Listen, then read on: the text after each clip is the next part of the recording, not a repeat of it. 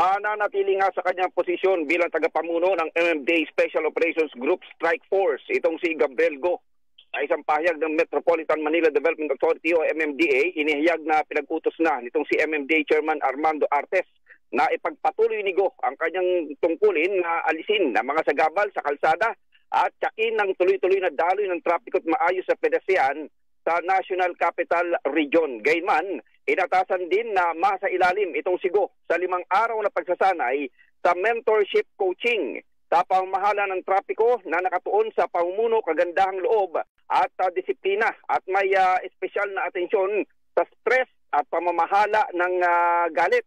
Nilinaw din na ang desisyon nitong si Artes kay Go ay hindi isang uri ng parusa, bagkus ay isang paraan para sa kanyang sariling ikabubuti.